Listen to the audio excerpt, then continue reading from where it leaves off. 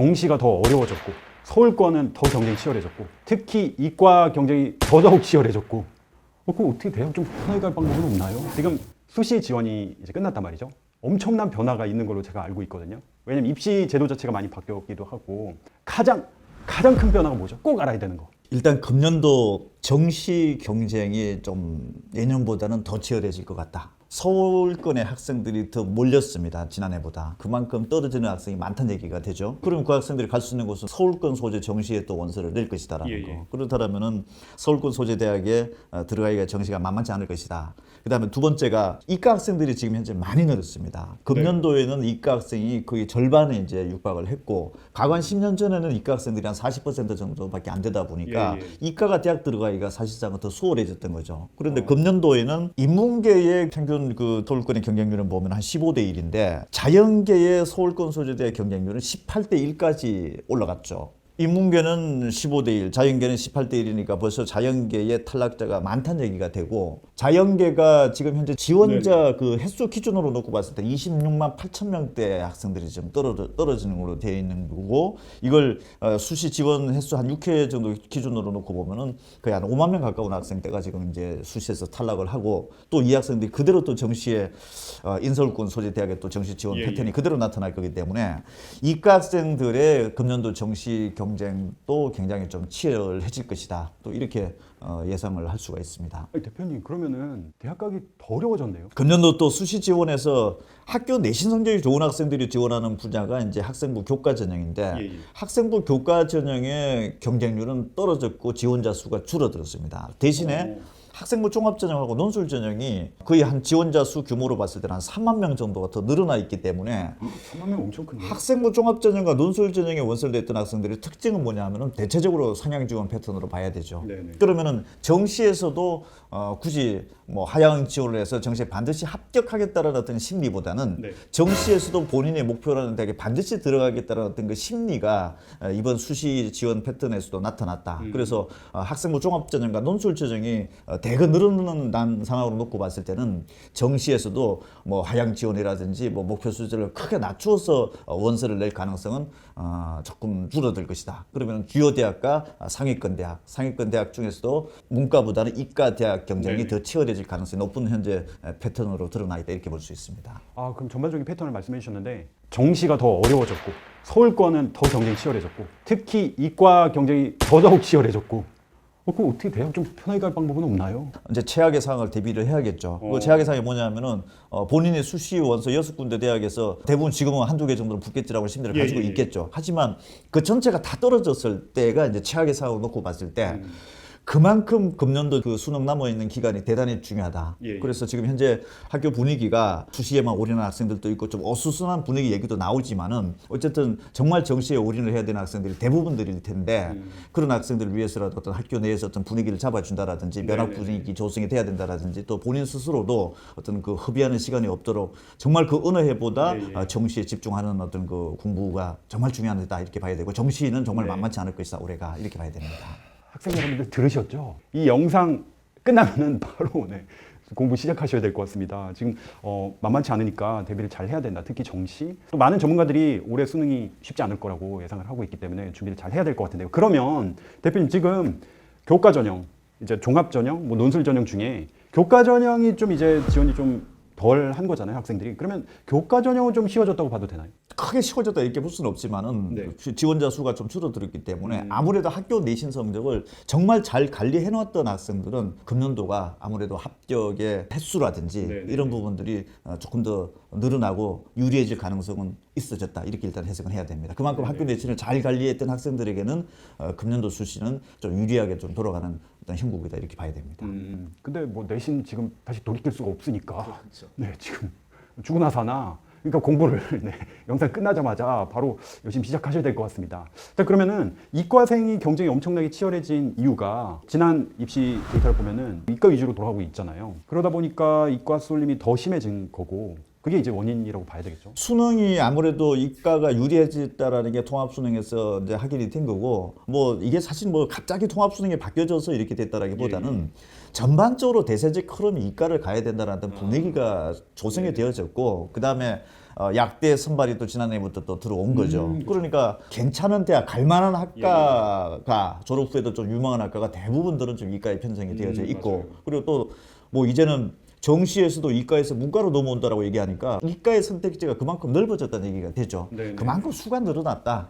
이렇게 봐야 되기 때문에 더 쏠려지는 거고, 예전에는 이과생의 점수가 조금 더 낮더라도 좋은 대학을 문과생보다는 갔었는데 지금은 문과생보다는 어떻게 됐든지 간에 점수가 더 높은 구조가 돼야 된다는 것은 과거와 현재 좀 달라진 면이 좀 많아지고 좋은 면도 있지만은 그 많아져서 대학 들어가기는 더 어려워졌다, 이렇게 또 봐야 됩니다. 네네. 지금 약대 학부 선발 2년 차잖아요. 지난번에는 이제 처음이었으니까. 그런데 2년쯤 되니까 뭔가 데이터가 또 축적을 또 하셨을 것 같은데, 게다가 이제 지역 인재 40% 의대생, 지방의대에서 선발을 하니까 그것 또한 굉장히 큰 영향을 미쳤을 것 같은데요. 그거는 어땠나요? 지역 인재가 이제 약대가 2년차 접어들면서 경쟁률은 지난해보다는 좀 떨어졌습니다. 왜냐하면 그 1년차에서는 예, 예. 뭐 합격 점수에 대한 예상도 좀 할 수 없었고 데이터도 없었었죠. 예, 예. 그러니까 뭐 어떻게 하든지 한번 더 보겠다라는 심리로서 작동이 되어서 그랬는지 모르겠는데, 그때 서울권 약대가 한 61대 1에서 43대 1로 굉장히 큰 폭으로 좀 떨어졌죠. 진짜요? 보통 의대나 약대 경쟁률이 한 40대 1 정도 안팎 정도 가는 것이 정상적인 거였는데 네네. 지난해 60대 1까지 넘어갔다라고 하는 것이 사실 이게 좀 비정상적인 구조를 봤었어야 되는 거죠. 그래서 약대는 정상적인 구조의 패턴으로 지금 넘어와 있고, 예, 예.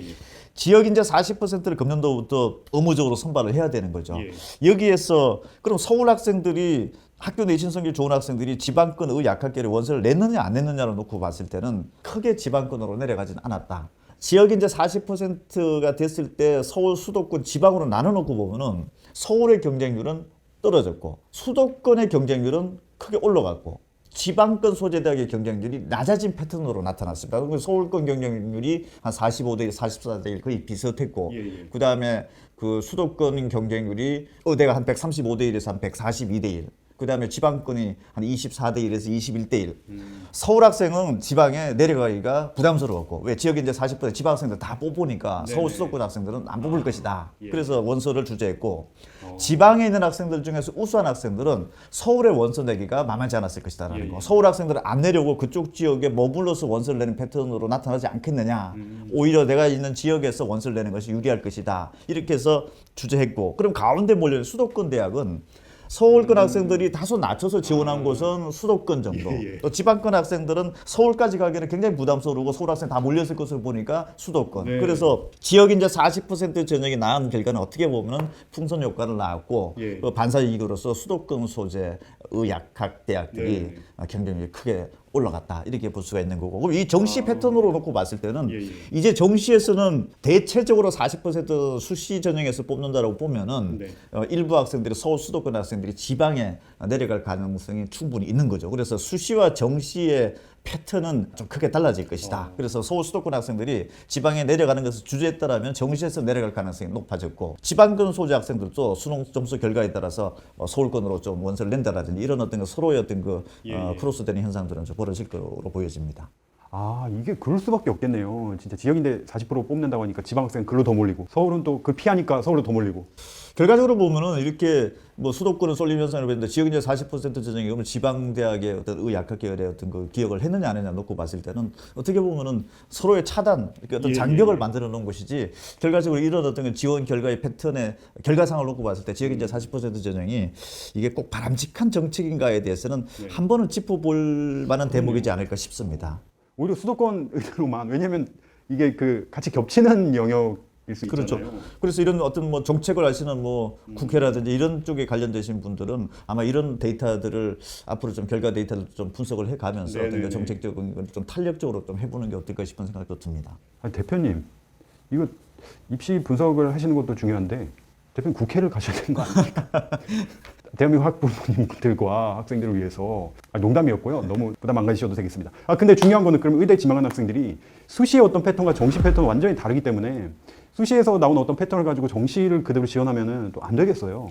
그거는 지금 현재는 속단할 수가 없는 거죠. 일단 수능의 난이도가 어떠했느냐, 과목별로 점수가 어떠했느냐, 예, 예. 이런 부분들이 굉장히 이제 변수는 나타날 것이고, 또 대학들에 있어서 여러 가지 어떤 수능 결과를 보면서 탐구 영역에 관련된 어떤 그 표준 점수를 어떤 식으로 적용할 것인가, 이런 부분들은 수능 이후에 결론이 나기 때문에 네네. 일단은 수능도 의학학 계열에서 대단히 중요한 거죠. 거의 절반 가까이를 정시에서 뽑고 있기 때문에 예, 예. 그래서 지금 수시는 지원 패턴들이 각 지역별로 이렇게 분할이 해서 좀 나타났다고 보면 정시는 나름의 지금 섞여질 가능성이 높아졌다라는 예, 거죠. 예. 어쨌든 지금 현재로 봤을 때는 뭐 이것저것 생각할 필요 없이 그냥 수능에 올인하고 특히 의학학 계열 학생들은 가탐 영역에서 발목을 잡히는 경우가 거의 제가 본 현장에 봤을 때는 상당히 대부분들입니다. 그래서 과학 탐구 영역에 지금까지 남아있는 기간 동안에 얼마만큼 더 집중적으로 해서 점수를 높여놓느냐 그렇지 않느냐가 어떻게 보면은 최상위권 의학학 계열의 핵심적인 변수이다 이렇게 네네. 저는 보고 있습니다.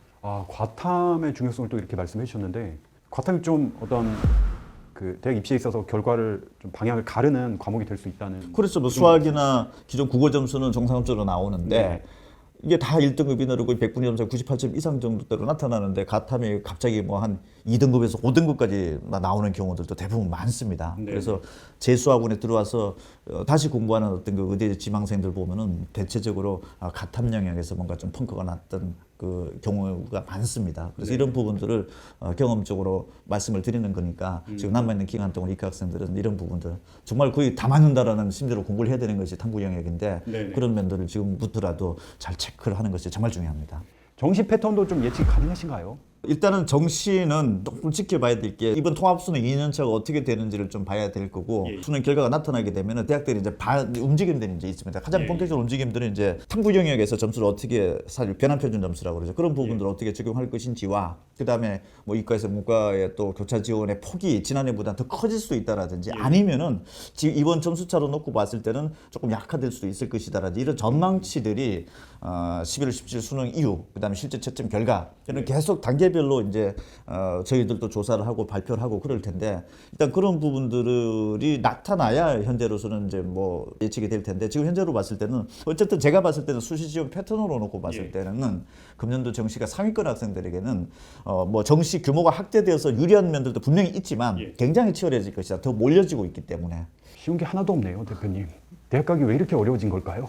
요즘에는 이제 재생들도 수시 지원을 꽤 하더라고요. 보통 재생하면은 정시 이제 뭐 수능 잘 봐가지고 대학을 더 좋은 데를 가려고 시도하는 경우가 많았는데 재수생들 같은 경우 특별히 패턴이 눈에 띄는 게 있었나요? 사실 우리 일반적으로 생각하면은 재수생들은 학교 내신 성적이 안 좋아서 수능을 통해서 재도전을 학생들이 일반적이다 이렇게 이제 특정이 되어 있죠. 근데 요즘의 패턴들은 수시의 대학에 이제 학교 내신 성적이 좋은 학생들이 복수로 붙죠. 그리고 수능 체제가 없는 대학들도 있고 또 수능 체제가 있다 하더라도 좀 약하고 이러니까 학교 내신 성적이 좋아서 지난해 수시에 합격을 해서 금년도에 지금 현재 다니고 있는 학생들 뭐 1학년이 됐든 2학년이 됐든 정말 수능 없이 원서만 한번 내보는 경우도 많다라는 거. 그래서 학생부 종합전형에 학교 내신 등급이 1등급대로 합격을 했는데 그 이상의 대학들에서 만약에 수능 체제를 안 본다라든지 이런 상황이 되면 일단 원서 쓴다라는 거죠. 그래서 고3 학생들이 재수생들이 많이 늘어서 불안적인 면들도 있지만 어떻게 보면 수능과 무관한 재수생들도 요즘에는 많다. 수시 경쟁률이 이렇게 높아진 거에 하나의 원인은 재수생도 늘은 것도 아마 한몫을 할 겁니다. 그래서 예전에 재수생들 하면 무조건 수시에서는 논술, 그 다음에는 수능, 정시 이렇게 돼 있었는데 지금은 수시 학생부 종합전형에도 또는 뭐 교과 전형에도 상당수의 재수생들은 수시에도 지금 도전하고 있고 실제 합격 비율이 예전에 한 1, 20%대에 달했다라고 하면은 거의 4, 50%대까지 올라가는 대학의 학과들이 속출할 가능성이 높습니다. 4, 50%요? 수시로 4, 50% 재수생이 아니 수시 전형 자체를 어떻게 보면은 재수생 양산을 줄이기 위한 목적으로 수시를 이렇게 제도적으로 늘려놓은 것도 있었는데 근데 이거는 뭐 전혀 기능을 못하네요. 이게 전략적으로 각 대학들에서도 전형을 좀 복잡하게 하고 또 뭐 수능 체제가 있고 없고에 따라서 여러 가지 변수들이 많은데 어떻게 보면은 학교 내신이 좋은 학생들도 대거 지금 현재 재수에 지금 가담을 하고 있는 추세이고 대학들에 있어서 점점 더 이런 학생들이 늘어나는 것들을 아마 이용을 하려고 할 가능성도 높습니다. 그래서 어떤 진입 장벽을 좀 약화시켜서 재수생들도 조금 뭐 들어오게 한다라든지 각 대학들마다 반수를 통해서 이탈을 한다라고 얘기하는데 어떻게 보면은 원서를 내놓고 이탈하지 않는 학생들도 굉장히 많이는 있겠죠. 그래서 이 학생들은 어떻게 보면 수능에 올인하면서 재수를 하는 패턴이 아니라 과거와는 좀 다르게 그냥 좋은 내신 성적을 가지고서 한 번 더 원서를 내보는 학생들도 상당수 지금 현재 있을 것이고 실제 현장에서 그런 학생들 많이 볼 수 있습니다. 아니, 여기 지금 종로학원 재수학원에서도 재생 학생들이 수시를 좀 많이 한 거잖아요. 그러니까 이렇게 말씀해 주신 것 같고. 그렇죠. 뭐 반수를 좀 희망하는 학생들, 이런 학생들이 학교 내신 그 1등급 대 학생들도 상당수 이번에 지원을 실제로 했고, 네네. 이게 과거와 좀 달라지는 패턴이다. 이 이 정도로 학생들이 수시로 들어가든 정시로 들어가든 좋은 대학을 가겠다라는 어떤 성향 자체가 굉장히 좀 강하게 나타나고 있고, 또 예전에 비해서는 학생 수도 많이 줄어들어 있는 건 사실인 거죠. 그만큼 빈 구멍들도 많다라는 거죠. 전략적으로 잘만 짜면은 대학을 업그레이드한 그 어떤 기회가 굉장히 많다라고 하는 것들을 지금 현재 알고 있다라는 거죠. 아 근데 재생 입장에서는 안 할 이유가 없겠어요. 그렇죠. 왜냐면 그냥 내신 이미 다 데이터 나온 거 내기만 하면 되고 뭐 따로 정시 뭐 수능 공부를 안 하고 그냥 한번 넣어보고 뭐 운 좋으면 로또고 아니면 그냥 미절 본전이고. 앞으로 이런 부분들은 조금 더 강하게 나타날 수도 있습니다. 지금 네네. 점점 더 서류 심사 내용들이 없어지고 있는 추세고, 그렇죠. 이제 뭐 내년부터는 뭐 자기소개서도 없어진다고 예, 그러고 예, 있고, 여러 가지 뭐 교사 추천서도 없어지고 이러다 보니까 그런 불편한 것들이 없어진 거죠. 변화만큼 대학에 다니는 학생들이 마치 입사 지원서 내듯이 예, 예. 계속적으로 어떤 대학에 다시 한번 노크를 하는 네네. 기회, 어떤 이런 부분들이 더 빈번하게 발생할 가능성이 높은 네. 거죠. 아마 대학 입장에서도 이런 면들을 생각을 해야 되지, 우리 대학에서 정시로 들어왔던 학생들이 많이 빠져나갔습니다라고 하는 이런 통계는 과거 통계가 될 가능성이 높습니다. 수시에 들어왔던 학생들도 상당수 빠져나가는 분위기다라고 하는 부분들을 아마 이 방송을 듣고 계시는 대학 관계자분들이 보신다면, 통계적으로 다시 한번 보신다면 제가 봤을 때는 수시에 합격한 학생들도 주요 대학에서 상당수 학생들이 빠져나가고 있는 추세가 맞지 않을까 추정이 됩니다.